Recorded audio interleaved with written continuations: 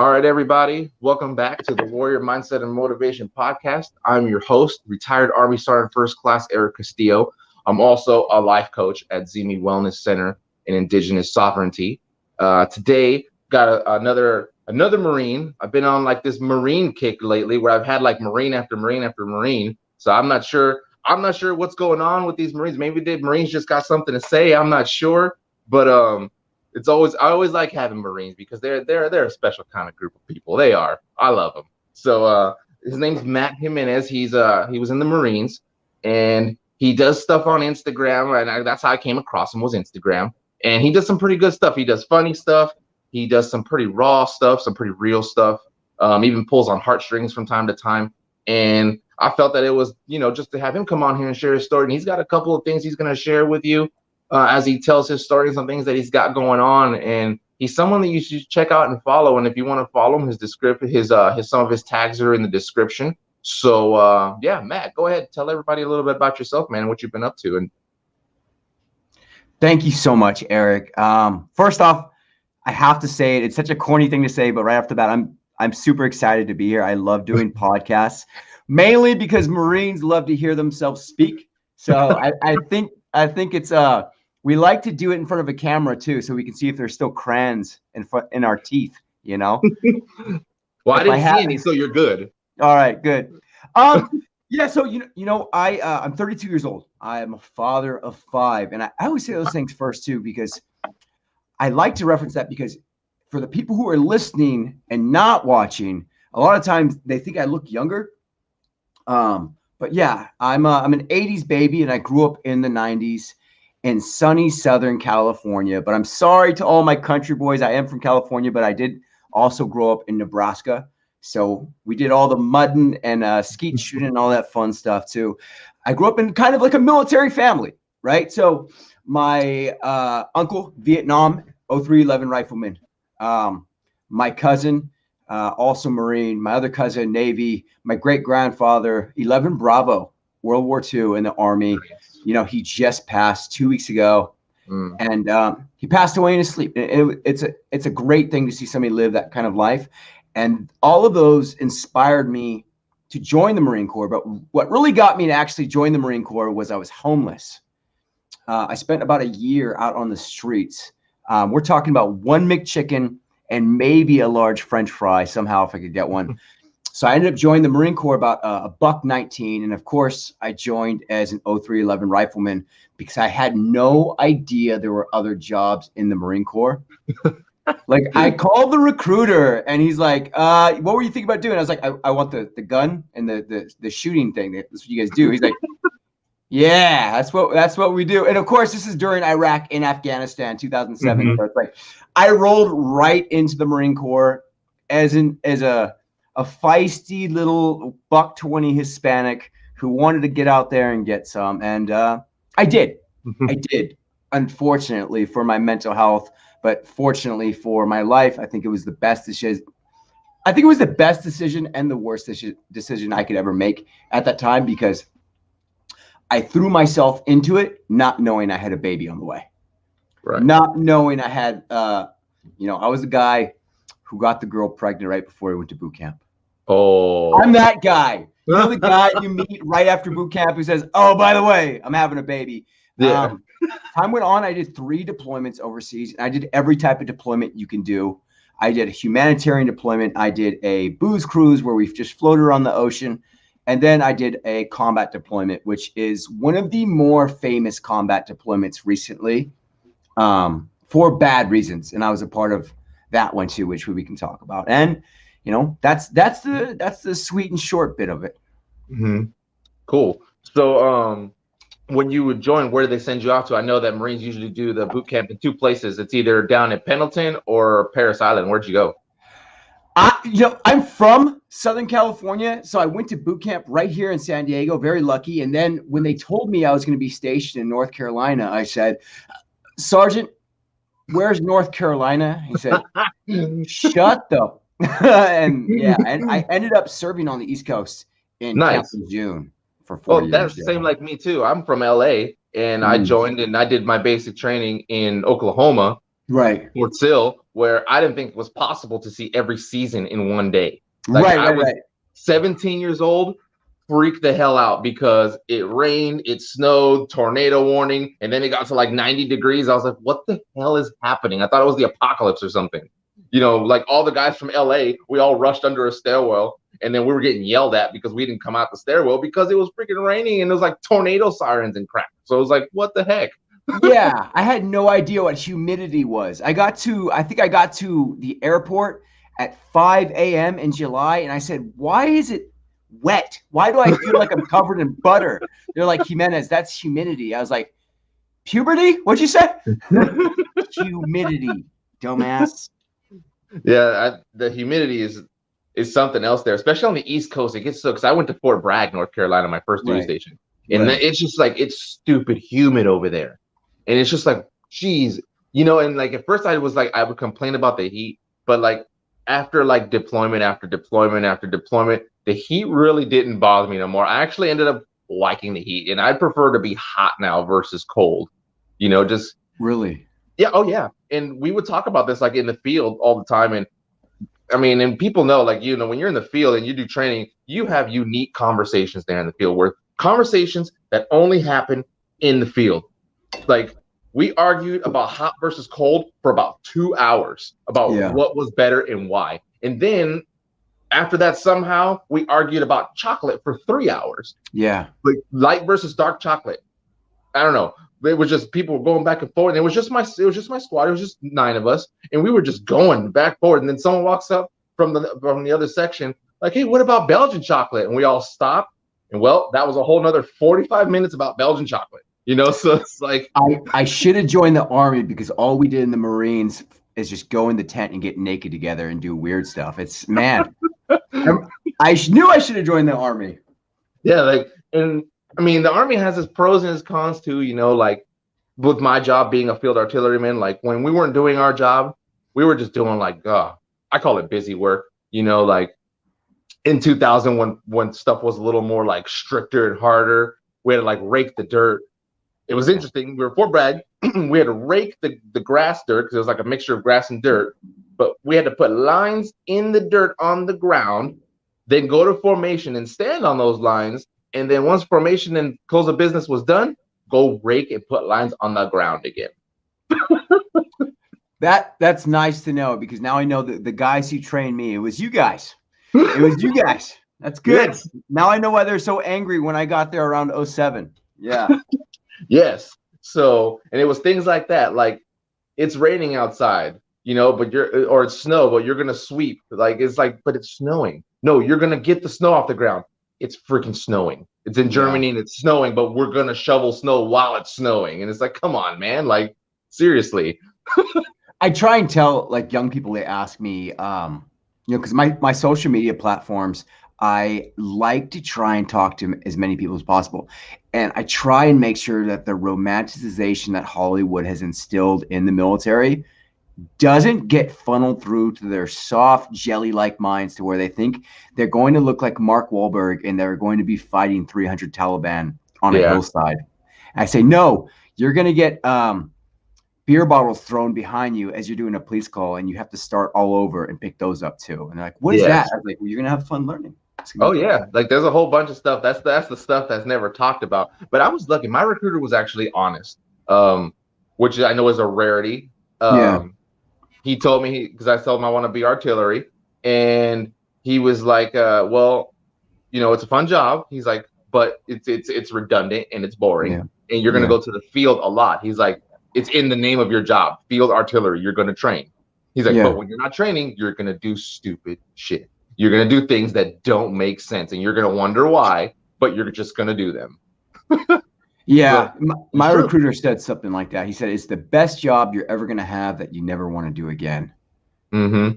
That's and it's like, and it cracks me up too, because when people say that they were just this, and when they get out that the jobs don't transfer over, you know, like for skills, it actually does, you know, so like that. And that's another stigma I try to break too, because look, I'm an artillery guy. Yeah, there's no artillery in the civilian sector, but I'm working at Intel Corporation that builds the computer chips. Like, I have zero skills, but they hire veterans. Like, I didn't have none of their skills that they were looking for. But the skills that you get in the military they're one of a kind. You learn how Yeah. to lead. You're responsible for people. Your time management, project management, presentations, all the Microsoft Office stuff, Adobe, like counseling people. Like there's a whole bunch of skills as long as you translate it the right way. And Right. your resume can look legit. Yeah, you don't got the school to back it up, but that's when you find that one hiring manager who's willing to take a chance on someone, like how they did with me. They took a chance with me. Like I told the guy, I was like, well, I don't have none of your skills up here for like engineering degrees and things or anything else. I go, if you want me to make someone disappear, I can do that. If Yeah. you need like security protection, I can do that too. I was like, I'm good at those things. But this Yeah. here, I was like, no, I'm not about this. And this was at a job fair on post in Hawaii. And he's like, all right, that's cool, Sarn. Just give me your resume. And I was like, oh, okay, here. Like, Yeah. Yeah. Yeah. Yeah. he took it, and then the rest was history. And I'm employed there now for now until I get my nonprofit up and running, and then I'm gonna try to do that full time. But Nonprofit. yeah, I have a nonprofit with my fiance. It's called Task Force Lighthouse, Okay. and what we do is she's a energy healer. She works on body and emotion code, and what she does is she helps release imbalances and stuff in the body to kind of like things that are like trapped emotions, things that you carry, things that you were born with. Like while you were in the womb with your mom, you inherit those things. So what she does is she uses energy flow and intuition and things and releases that stuff. And I'll tell you, Matt, that stuff is legit. Like I did it, and I won't say it helped my PTSD a lot. Yeah. Like when I did a session with her, and she's also a certified sound bowl therapist, like with the big old brass Tibetan sound bowls. Yeah. She's one of the few that are certified here in the Pacific Northwest, and that's a combination of that and what she does is incredible. And then so what we offer is while she does that with a veteran, I coach them on transition. Like depending on what I see they need, it's either going to be life purpose, happiness, goal setting, transformation. Maybe you just need like a reboot, and we'll do that. And I'll get you rebooted and reset and send you back out to society, and it's of no charge because it's a nonprofit. So we bank on donations and things like that. And, we just started it up. So like I got a Facebook page out there. I got a Instagram. So we're starting to get that up and going, so that's kind of like a little bit about what I got going on the side. But I love it. Oh, thanks, dude. And it's like she has a veteran clients that she helps, before even started. Like she doesn't charge veterans because especially combat ones, because they've seen stuff, done stuff. And sometimes again, you can go through the counseling in the schools, but there's just some things that a person can't really fix on the outside. And it's something that on the inside that has to be released and let go energetically and spiritually too. And you can feel the difference when it's done, because then you'll feel like different. You'll feel like, wow, I feel a little bit lighter. I feel a little more inspirational. I feel more motivated to do stuff. And it's not like once it's gone, it's gone. Like it'll go, but then, something can happen and it'll come back, and it just in a different form. Or maybe it was just some of it, but there's just still some more that isn't ready to be let go yet. And that's the same thing like with my case. Like I still have stuff that's there that just doesn't pop up to her like when she does it. Like, so it's basically what comes up, and then she's like, all right, time to let this one go. And it's kind of like if you were to do it, you would be talking like this virtual because of COVID. You would be talking to her and she'd be working on you while you're talking, whatever you're talking about, a sport, or just like, it's almost like an indirect counseling session, but not so much, because it's more just like it helps her narrow down stuff as while you're talking to get stuff out. And it's really neat, like and that's kind of the stuff we do. But I know as you were talking about your deployments, I want to hear about your humanitarian and your booze cruise. I want to hear about those, like, because I did a humanitarian mission also. And that one was kind of, I won't say it was really humanitarian, but we went to Hungary and we trained the Free Iraqi Forces at the time. It was like a whole bunch of them, and everyone has specific jobs. And then I trained them in marksmanship and hand-to-hand combat. And then I jacked up my wrist during one of the things, so I had to wear a brace. But that was my little humanitarian type thing. But for you, what was yours? We were lucky enough to do a MEU, and I thought, this isn't what I signed up for. I thought I was going to go somewhere and do something. And for those listening who do not know what a MEU is, it stands for Marine Expeditionary Unit. Basically, a battalion of Marines. I was with 3rd Battalion, 2nd Marines. It's about 2,000 or 3,000 guys, gets put on multiple ships with the Navy, and we float around the ocean and kind of have to just do what the Navy doesn't want to do, and then stop at liberal ports, get drunk enough to not have to think about the things you have to do for the Navy when you get back on ship. For instance, I was in a trash room for about 6 months, and I had to take all the plastic, compress it down, put it in discs, and then throw it off the side of the ship. And that's what I did for about 6 or 7 months. And I thought, this isn't what I signed up for as an infantryman. So we get back from that deployment, and I'm thinking, all right, fine. Maybe the next one will be what I signed up for. And unfortunately, it was. About a month later, Haiti happened. And if those who aren't listening don't remember Haiti in 2010, there was an earthquake that unfortunately took the lives of 200,000 Haitians. And when I say took the lives of 200,000, you have to do a multiplication of the other people who are most likely wounded. So there's probably at least 1 million wounded to go along with that 200,000 who were killed in the initial earthquakes. Then President Barack Obama sent us, even though we had just been back from our MU. And the way a MU works is there's a period of time to where you're responsible for anything that happens in the world within 72 hours. The Marines can be sent anywhere in the world without the approval of Congress.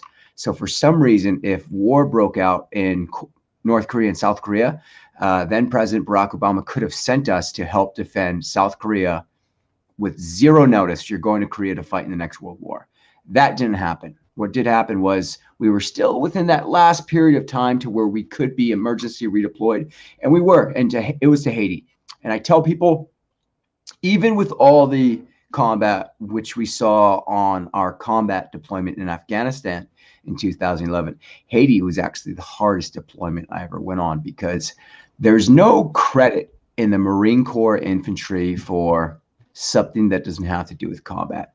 So you don't get to be a combat veteran, which is the thing that's held with reverence in the Marine Corps. In the Marine Corps, if you haven't been shot at, you're not a man.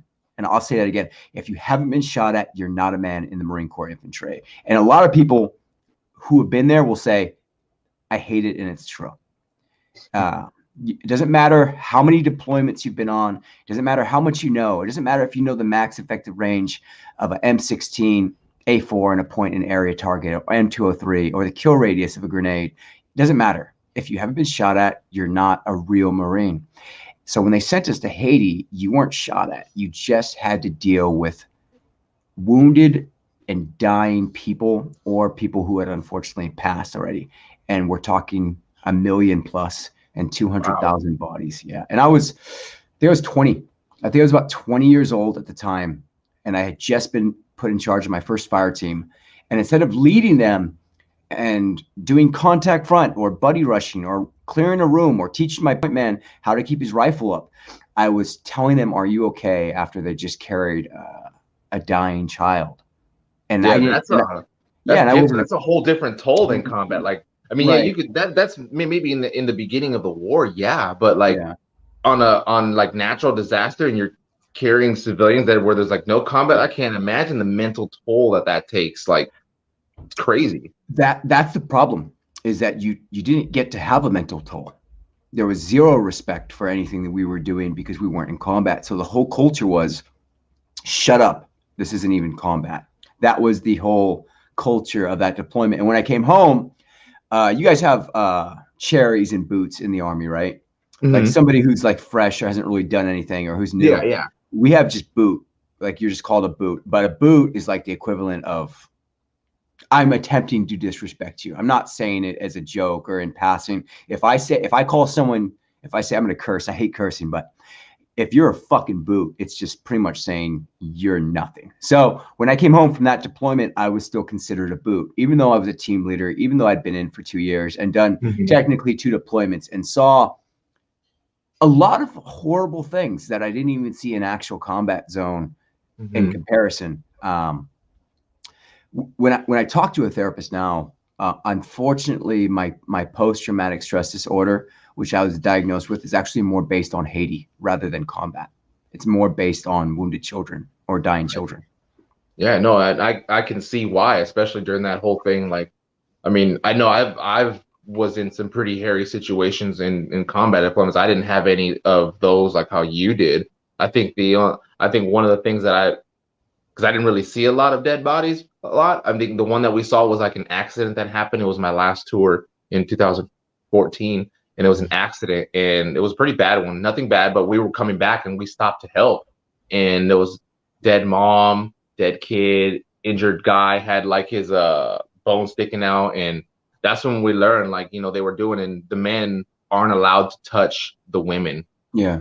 at all, and I had to tell my guy. I knew that because I was on my sixth deployment already, so I already knew that.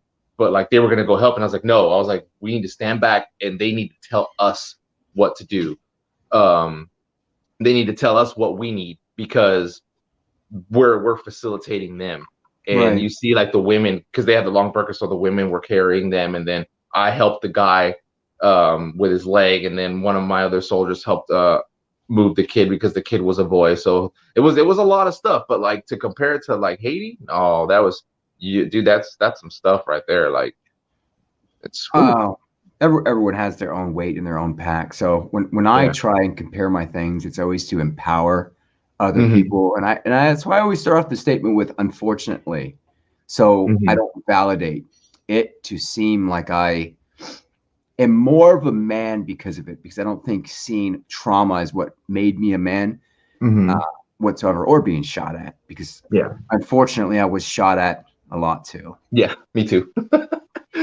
But it's like I see it like when I look back at it now, and when you think about it, you learn a lot about yourself as a person and what Yeah, you're capable of, you know. yeah, And I learned what I'm able to take, what I'm able to withstand.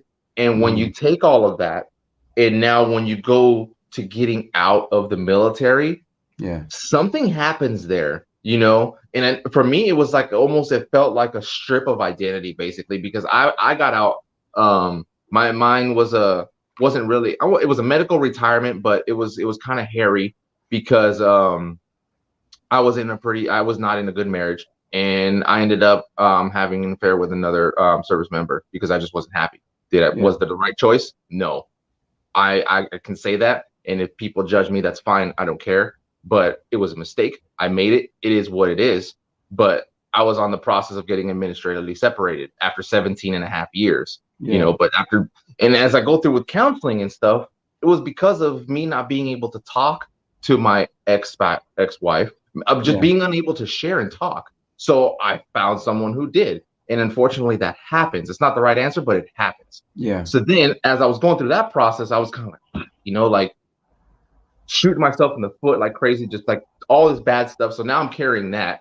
yeah. Then after that, I find out that I have type 1 diabetes, Oh wow. where I have to give insulin and check my blood sugars every 5 minutes, no family history, nothing, and PTSD. So now that switched from administrative separation to medical retirement, Yeah, and it's like, okay, so now I got to deal with all this stuff. So for a long time, I felt like that was a punishment.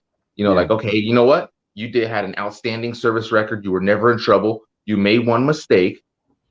So I'm going to give you this. So that way you're at least compensated for everything you did, right.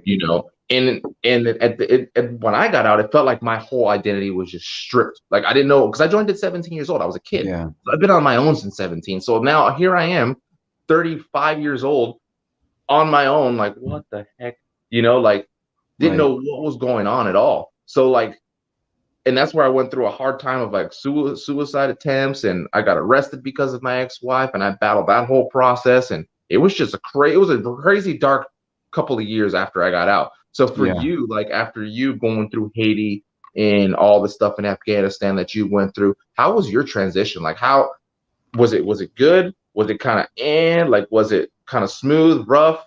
So let the people watching kind of what was yours like?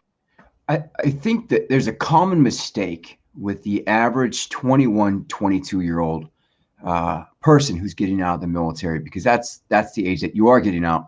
You're a veteran, at 21, 22 years old, typically, majority of the people who join the military get out after 4 years, and then they're a veteran. So now they've had two titles. They were a Marine, a soldier, an airman, a sailor, and now they're a veteran. And you're issued two titles by the age of 22. And I don't think a lot of people really take that into consideration, that you have these things that you can choose to hold on to and give a part of your identity to, or you can attempt to say, I got out for a reason. And that reason is because maybe I didn't want to stay in because I had a tough enlistment. So for example, I'll tell you, Eric, that I had a really tough enlistment, and not just with combat as a rifleman in the Marine Corps, not just with humanitarian aid. I have a court-martial. Oh, wow. Battalion NJP. I had to run away from the military for 28 days to see my daughter born because they wouldn't let me. And I lost a lot because of that. And then I was accused falsely of hazing. And I had to take a court-martial saying I verbally harassed a junior Marine, that I cursed at him. So I got court-martialed for it. Wow. And then, you know, I got out after the 4 years, even though I wanted to do the full 20. I was that motivated guy who did well in boot camp. So when you get out, you get to say, am I a Marine? Am I a veteran? Or do I want to try and put those things down and be the best civilian I could possibly be to prove, in spite of my differences with the Marine Corps, I'm a real man? And you can fool yourself by thinking that you need to validate yourself even more. After you did all of these things, you're a father, you're a combat veteran, you have your humanitarian award, you're a man in society's eyes, right? You're what you signed up to be. You'll still fool yourself into thinking, I need to be more. And that can be a good thing or a bad thing. It can be a good thing because you might actually achieve more. Yeah. Or it can be a bad thing because you might not. And then 4 years later, you're saying, I've been out for 4 years and I'm working construction, and I didn't plan on working construction. That's all I could do, unfortunately.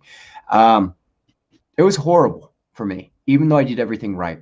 I went to college. I got the bachelor's degree. I had more kids. I lived a good life. I provided for my family. I took care of my family, and I became a welder. I started welding on the oil rigs. After that, I put myself through college. After that, I got a job as a regional manager with an actual corporation, the world's leading franchise at the time too. Nice. And I still wasn't happy because all I saw was that I was going to have to work for somebody else the rest of my life, just like I was in the Marine Corps. So to answer the question, it was horrible because I forced myself to try and be better, but not to be happy. Right. And that happens, you know, like that's kind of, I picked up on that realization when COVID happened. You know, when you're in the military, there's always someone working for someone, you know what I mean? Yeah. And you don't really think about working for yourself, really. And if you look at the stats for entrepreneurship, it's a large chunk of it is veterans, you know, because they have the skills and the drive to actually do it. And for me, I realized that I wanted to work for myself was when COVID happened, because I work at Intel down here in Oregon, and I work in the fabrication shop, helping make the computer chips and things like that. That's what I do. And it's not a bad job, great benefits. You know, it's a great company, super veteran oriented and pro veteran like no other. So it's like, I'm not complaining about the company. What got me is when COVID happened, they let all the engineers go home, but not the people who were working that can actually do the same job from home. Right. So because I didn't have an engineer title, I couldn't work from home. Right. And that's when it got me. And I was like, what the? Seriously? It's like, everything I'm doing here, I can do from home. And I've been trying to, and I've still been told no. And it's like, so now it's like, because being diabetic, I have to spend days at home sometimes, because sometimes I can't go to work. So it's like, if you guys would just let me work remotely, I can do all this stuff from here, especially if I have days where I'm kind of struggling. And that's when I realized that, you know, like, I don't want to work for nobody else, because all these engineers and everybody in the executive corporate, they're all at home. Right. You know, but all of the other people, the busy bees, are in the fab, are working and doing things in the factory. And it's like, no more. Like, so it's like, I haven't quit yet, because unfortunately I have to pay child support and alimony. So there's that. Right. But once my stuff gets going up and I make more than what I need to make, then I'm gonna be done because I Right. want to work for myself. Like I want to be able to wake up in the morning and go, I don't feel like doing anything today. I ain't gonna do nothing because I don't have to. Yeah. Like and do that. So but for your transition, man, like what I'm grateful for is like you're still like here, and and that's a hard thing to do. And the hardest thing for veterans is to ask for help. That's the hardest thing Right. for us to do, because and people say, well, how? And I say, well, because in the Army or in the military, you have someone to go to. You have your Right. leader, you have your superior. Like for me, I was in E7, I was a sergeant first class. I had my platoons and my buddy, my battle buddy, which was my platoon sergeant, my smoke man, and I was a gunny, or I had the first sergeant. I had those people to go to. When you get out, who do you have to go to? Especially if you Right. join young, you don't have no one to go to. I can't pick up the phone and be like, oh, hey, first sergeant, by the way, I have a question. No, there's no first sergeant because they're still active and they're still dealing with active duty soldiers. Yeah, I'm Right. sure they take the time to talk to me. Yeah, but at the same time, it's like now you start going into that self-sabotage, like, well, I'm not going to bother no one with my problems. I don't want to be a hassle. I don't want to be a burden. And that's when the isolation happens. And it's so easy to fall on that point because I did it. And Right. I think you did too, right? For a little bit, because that's what it sounds like. Yeah, I think about 7 years, I never once spoke about the military. And if I was around another veteran, I would just lie and not lie, but not say, "Oh yeah, I was into." I would just not ever bring it up at all. Right. No, yeah. And that's the shame and the guilt. That's also part of it. Like and going to school, like I learn all this stuff and that's why I try to at least get, veterans to come on here and talk and share and just so you can see like, hey, look, we went through some pretty rough times, but yet we're still here. Right. We were able to uh turn it around somehow because all you gotta do is pick up the phone. And I know that's hard for people to hear.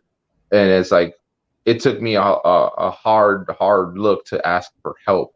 And that's one of the things that veterans do need to know is someone will talk. You got your buddies who got out. And it's like I like to keep my circle small. I don't know about you, like with people I could talk to. Like there's acquaintances, yeah, sure, but then there's that inner circle where that person will drop everything in a handbasket to help you. Right. You Right. know what I Right. mean? Like I Hmm. can count those jokers on one hand. Where yeah, there's Right. other people I can talk to loosely, sure, about whatever, but like and you have that, but you have to be able to realize that you have it. You know what I Right. mean? Yeah. And that's the hard part and a lot of it is ego.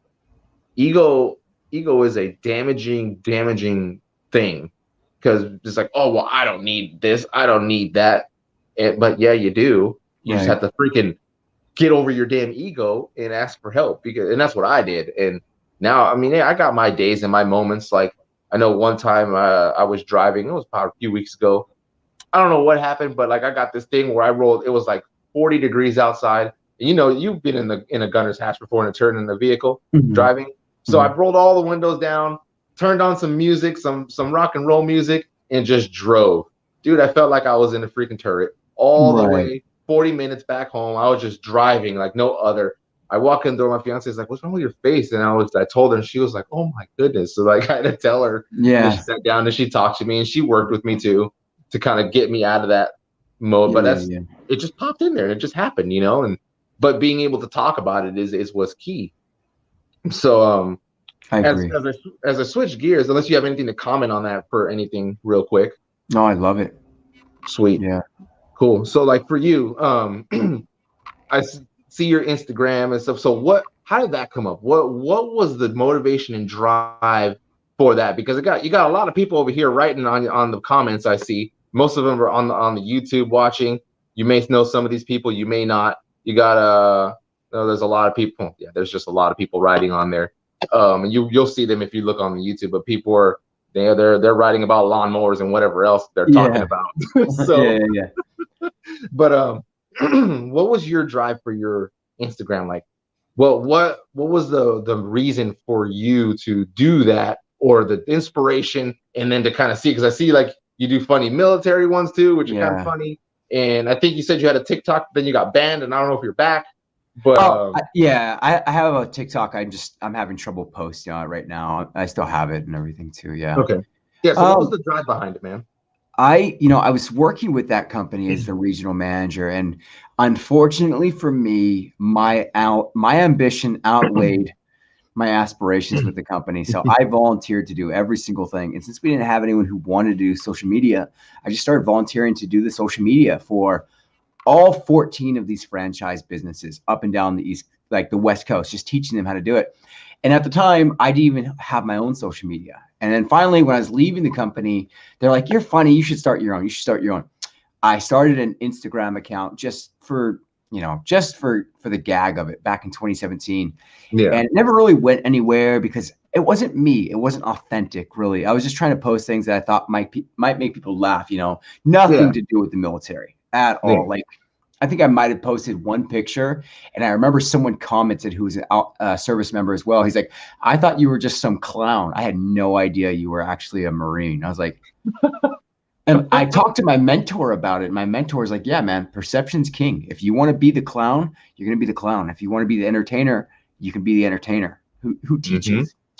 I worked for him for a couple of years, and I left to start my own business, which was social media, teaching entrepreneurs and small business owners how to use social media to acquire business locally or online.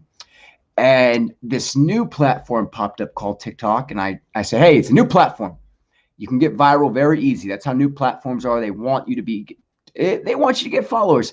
And he's my old boss says, "Prove it." So I posted, and that was 7 months ago. And now I think that account has 1.2 million followers. Jeez. And the only reason it has that many followers, I say that account, not my account, because I don't like to think that I have followers. I think the account has people who follow it because they're my friends. That account has a lot of followers because it's the real me, without any ego. I'd like to think, hopefully, right? Without any falsehoods, without any hangups, without any projecting on anybody. We don't do religion. We don't do politics. I just tell people what happened and why I think it's important that mental health is taught at an early age, so young men like me have a better chance later on for our grandchildren and great grandchildren. Yeah. Nice. That's legit, man. And that's, I always like to hear why people do stuff, because it's like it's motivational and inspirational, because everyone has a why. What's their why? What's your why for doing stuff? And I was talking with a guy, and he's going through a tough time, and he's like, his why is, he's like, he doesn't have it anymore because it was his kids, and now his kids are grown. And I was like, well, no, you have a why. We just need to find it now. You just have to have a different why now, because if not, you'd be dead. Because if you don't have a why, that means you're dead. I mean, obviously you're not dead, so we just need to look a little harder to find you your why. Now you have to have a different why you do stuff. And I was kind of working with him through that. So it's like, I see your why is for what you had just said, and I think that's awesome, and it's super cool that you started doing that. And I like some of your things that you do, man. They're pretty funny. They're pretty good. I appreciate you. I try really hard to make sure that I was a personal trainer before. While I was in the fitness industry, I worked for Anytime Fitness. That was the franchise I had worked for. I was a personal trainer because no matter what your job is in a gym, you should probably understand how the equipment works and be certified. Yeah. So even though I was more in sales, I was still a trainer. And I think a lot of that applies to what I do in social media, because my rule of thumb whenever I was training was, I'm either going to make you laugh or make you cry at least one time in our relationship. So we have that kind of connection. So I can coach you. So I can teach you the things I need you to learn so you can have success without me. So with my social media, I apply the same thing. Every video is, I'm going to make you laugh or I'm going to make you cry. And maybe not cry or really laugh per se, but at least breathe out your nose or think, hey, I connected with that. I understand that a little bit, Right. And as if you see, that's a skill and a characteristic acquired in the military, because in order for you to connect with your subordinates, you have to build a bond with them. Right. And it's neat how you build that into social media. Like for me, I try to when I work with someone, I try to build the cohesion first, and that was my rule. Is if there's no cohesion, with your person you're working with or with the group, nothing else is going to happen. They'll respect is indirect. It'll be there, but it'll be like a sort of a sarcastic respect. But if you have cohesion and you can build a cohesive team with who you're working with, you'll get respect. They'll want to work for you instead of having to work for you, because there's a difference. You can see the product where if you're working with someone who wants to work with you and work for you versus someone who has to, you can see the quality of the product that's there.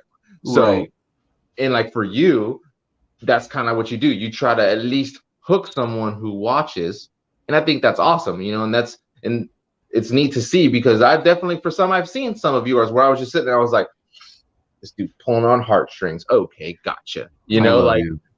So I'll sit there and I'll be like, oh, damn it, And then some other times I'll just be cracking up, like where I think that one latest one you just did, you said the PTSDs. That had me rolling. I was sitting there and I was like, what the hell did he just say? Like, I was cracking up. I wanted to show the disconnect that senior leadership can actually have with what's going on. So to refer to PTSD as PTSDs, you got them PTSDs, huh? I like to think that I was a huge fan of literature as a kid. Like, well, I wouldn't say a huge fan. My father, I hope he sees this, is an intelligent sociopath who loved to make sure that I was more intelligent than I should be, or at least more well-read at my age. So I wanted to be a writer, and I'm not right now. I'm trying to, but I think we talked about I'm writing a book right now. I like to think that when I'm posting these videos, you can live vicariously through me if the content is articulated enough. That it's not like, oh, I like Matt's content. It's like, no, I connected with that even though I wasn't in the military. Yeah. And that's a hard bridge to try to build too, because like the military community gets it, Right. So trying to reach it to like non-military people is like, and that's a skill in itself. Some of my biggest haters, I have three types of vets who watch me. There's the type of vet when they're watching me, they think that I want attention for the trauma. And there's that guy, that guy, and the listeners, if they don't know that guy, there are those types of people that we serve with that they're not cool people. They just got in, they didn't do that well. They were we called them, the dirt bags of the bunch for lack of swearing. And they get out, and what they like to do is tear other service members down so they feel better about their service. And there's that percentage that exists. And those are my biggest haters on social media, is those guys who want to say, this guy just wants attention. And it's a sad thing to see, because when they say that, all I hear is what their father said to them as a child. Yeah. And that's a shame too. It's like, I had like, and it's one of those things, the bigger you get, you'll be loved, but there's always going to be haters too. Like, I actually had my first one, and I thought it was kind of cool. But he just started saying some crazy stuff, and I was like, dude, why? Like, I have nothing to lie about. Like, because I know in the Army they award Bronze Stars basically, like now, to like anyone who's like E7 and above. But at that time, I got mine as an E6. Which was hard to get. And my other battle buddy, we got it also. Yeah. And when you read the award, it says for exceptional meritorious service. But when you read the narrative that was written, the word heroism is in there a few times. So when I did a podcast with someone a while ago, he highlighted that word instead of the others. So then I started getting messages from him. He's like, heroism? What are you talking about? I was like, dude, okay, first of all, I never said that. And, when you talk about heroism doesn't mean running through a stream of bullets, that's like people have this disconnected idea of what a hero is, right? And the Hollywood fantasy we spoke about. That Hollywood fantasy of a hero. And really, that's not what it is. Like, heroic acts doesn't necessarily have to be anything where you're on the verge of death. It's just, and he started like messaging me. I was like, dude, I helped you with something when we were in, like, you punk, man. Like, why would you even, like, and then it's just hating. Yeah, like how you're saying.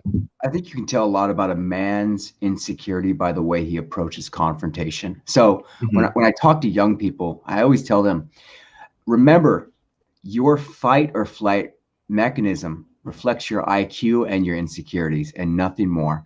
The way you choose to get aggressive or fearful about something reflects the fact that you don't want to approach confrontation. It doesn't make you more of a man by bucking up on somebody. If you're able to take a step back and calm yourself, that shows how much of a man you are. So I get guys like that who will approach me like that, and I just say, let's take a step back, and we don't have to get so angry to be right. Yeah. Yeah, exactly. And that's perfect. Like I just didn't engage with it. I just like, you know what, so I didn't even really, because when it comes to something like that, you're gonna keep fueling a fire that doesn't need to be fueled. Because they're not gonna Right, want to hear, because they're right in their mind, and there's nothing you can tell them right. unless they have a decent head on their shoulders where they're like, you know what? Okay, Yeah. A little that's that sometimes. much. Yeah. So, but most of the time, you're gonna be. It's like you going to in front of a wall, and you're trying to tell the wall you're not a wall. You Right. know. So. Yeah, and I get those. I get that's why it's the same thing. I'm lucky enough to have a lot of people who support me by being my friend online, and they see the way I respond to comments. I get some really hateful comments. I get some comments that make you think, what did Matt do to this guy in particular to where he's Yeah. going to respond something like that? And then they see what I respond, and what I just respond is usually, I forgive you. Because the minute I forgive you, it's not that I forgive you for what you did. I forgive you for attempting to offend me. That way you don't actually have to offend me. That way I don't have to carry you around with me the rest of the day. Yeah, exactly. And that's I never thought of it that way, man. That's pretty dope. I mean, because I know, like, I'm almost through that part where I'm more of the, fight or flight, where it's like it's not necessarily a run or a fight. It's more of a, oh, you got something to say? Okay, I got something to say too. And being as an E7, Yeah. as a platoon sergeant, it's like you're not gonna friggin' talk to me crazy, like. Right. Did you know that humans actually typically respond almost 3 times as fast in conversation than they're expected to by the person they're speaking to? I had no idea. So now when people get confrontational with me, I will literally sit there and I won't stare at them because I don't want to attempt to try and provoke more confrontation. I'll just say, give me a second here. Let me think about what you're saying. That way I don't respond in a heightened state. And then they're just like, what are you doing? Like they want that argument and it doesn't happen, and then they get even madder a lot of time. Right. So as we're coming here, we're gonna do our little closing, and then there's a bunch of people writing, and I'll say some of their names because there's most of them are on the YouTube. A lot of people who support you, and I'll I throw some of their I names know out you there. got a lot of fans, man. Yeah, so like I they're know on you there better be at least writing. 50. But for you, what's something that you would tell the veteran community? If you can say one thing, like if they're not listening and they're just kind of being stubborn, but they're still watching, and it's more like a, hey, I need your attention right now because what I'm about to say is important. What would it be?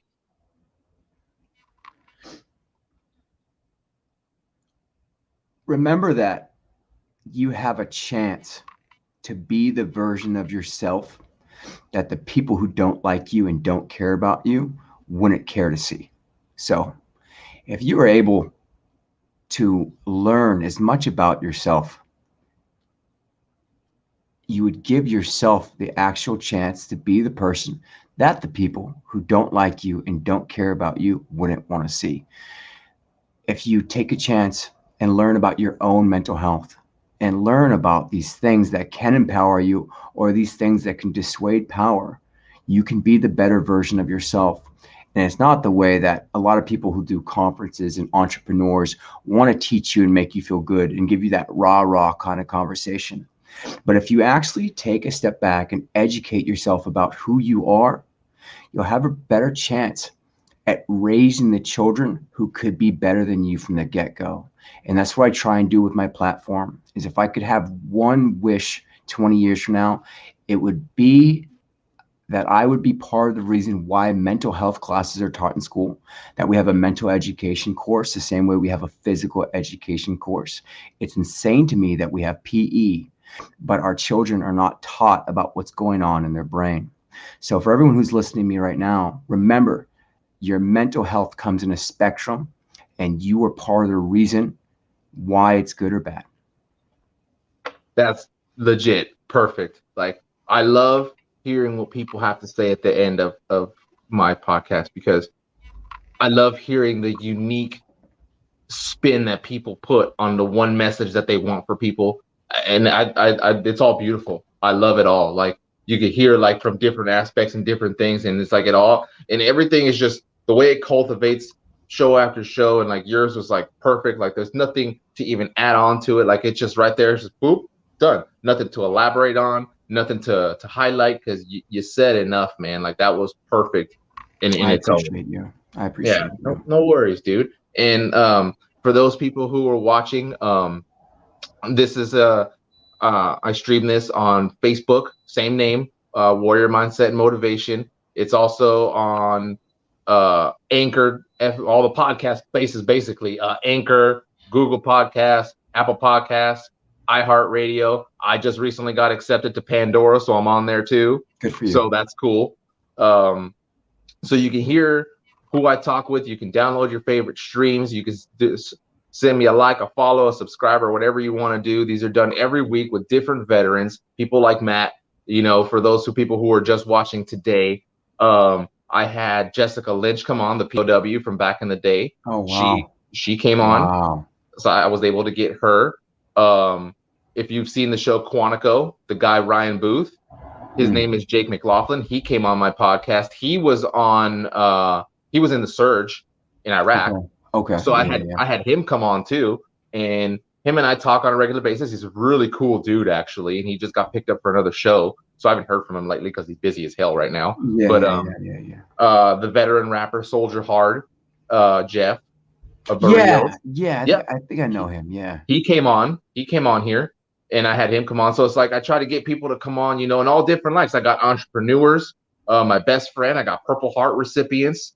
I almost had a Medal of Honor recipient come on, but he said no. So there was that, and I try to get people to come on that'll bring value. Not saying that no one doesn't have value.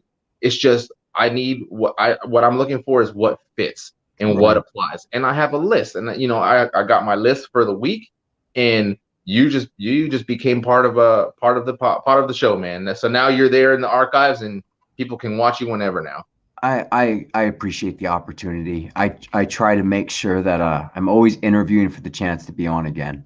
Yeah, sure, of course. And like I do that. Like, especially if something happens, or if I'm in a pinch, like I do, like my best friend, he's one of my go-tos for he actually did one with me a couple weeks ago, because the person I had was in a pinch and I didn't have anyone, and I double booked somebody by accident.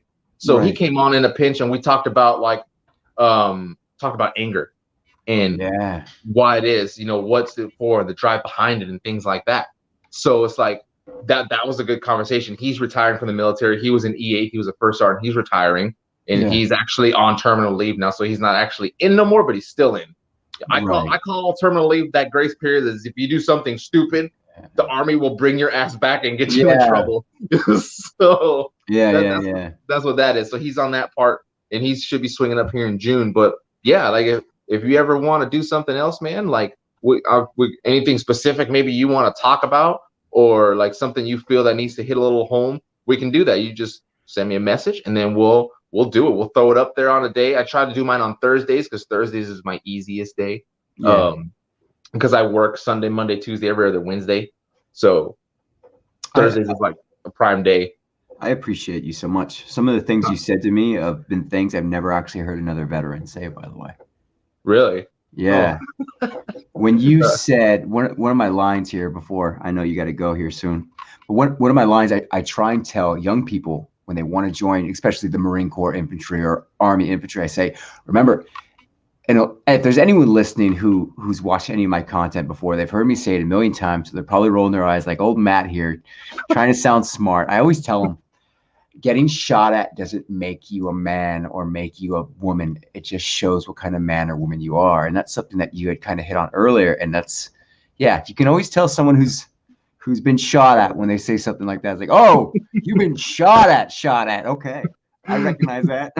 I got some little times here. I got about 5 minutes before I cut it off. But one of the things where was I've been in multiple stare downs. barrels pointed at each other.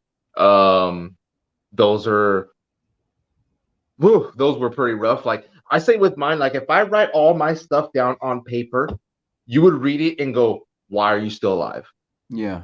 And I'm like, I don't know, like, because it was just when I was almost killed in the IED, and then a couple of hairy situations in Afghanistan, my first tour in '03, it's like fear left and it went out the window. And every deployment, I carried that to my people, and I even had a saying that before every time we went out, I would always say, "We all come back, or we all don't." Yeah. You know, that was the rule. That was my rule. And there was people who didn't go with me because of that rule. Like they were like, "Well, no, I'm not about that." And I'm like, "Well, look at your left name tape. What the hell does it say?" Right. Yeah. You know, you don't choose. This is what it is. And they wouldn't go. And my people who were in my squad, my section, they knew and they accepted it. You know, Right. like, and that's how it'd be. I'd be like, "Well, you know, this is the end of the convoy break. We all come back," and they would say, "Or we all don't." Right. You know, and that was what it was. And that's what the cohesion I was talking about that I had. You know, like that being willing to die for someone you don't know. Right. And then you learn to know them, and they become your brother, they become your sister through hard times. And so yeah, like that's kind of like a little bit of my little thing there, where I've had my little things, you know, where it's like fear's created, you know. And I wrote a thing, I actually did a post, and maybe this is something you can even hit on later on, maybe not today, another day. But fear, if you look at the word fear, is 4 letters, FEAR. Fear is false evidence appearing real. Yeah. You know, you create the fear in your mind, so why can't you defeat that fear if you created it to begin with? Right. So if you don't allow it to manifest into some big old beast, then there's no problem. And even if it does, you're the only one that can kill the beast because you created it. Right. You know?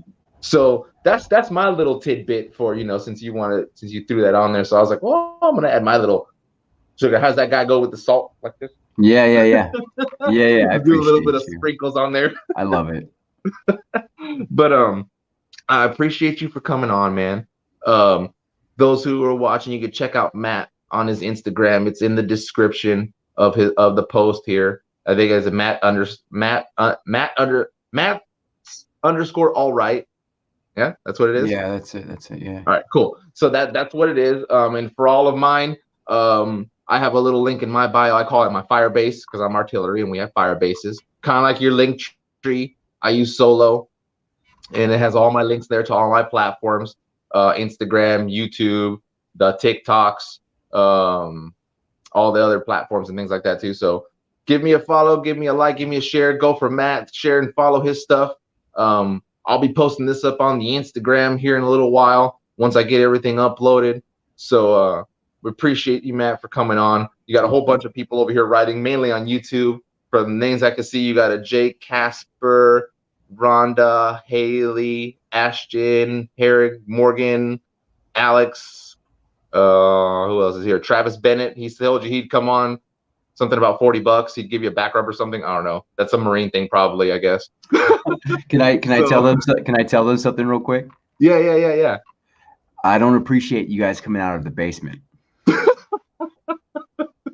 Yeah, they come out the woodwork over here. Apparently, they saw you were going to be on a show, and now you got all this. Someone said scratch your chin if you see this. Someone said wink if you see this. Like, I'm like, well, no, he doesn't see it because only I can see the comments. Ashton told me I should join your Twitch. I don't even know what a Twitch is, but yeah. Nicole said scratch your chin, and then Ashton said give us a winky wonk. So this is just some of the comments. Oh, Ashton said they're running back in the basement. Apparently, you got him said run back in, guys. They're so cute. I love them so much. So yeah, so thought I'd highlight those little comments real quick for them. I said I would, and I'm a man of my word, so I wanted to throw those names out there so they know that I read their stuff when I see them. And now they're all running back to the basement as I put my AirPods up there. So they're all saying run. Yeah. They're cute, it's kind of like, you know, the Buddy Rush. Now you see me, now you know. Yeah. Well, we see them, so now they're running. But I appreciate you for coming on, man. Everyone in the comments, thank you for watching. Tune in on Thursdays. That's when I do it. You can follow me on Instagram, or if you go to my Facebook page, Warrior Mindset and Motivation, you can watch it live there. You follow there, and you'll get the notification that I'm coming on. So thanks, everyone. Thank you for coming on, and everybody have a nice day.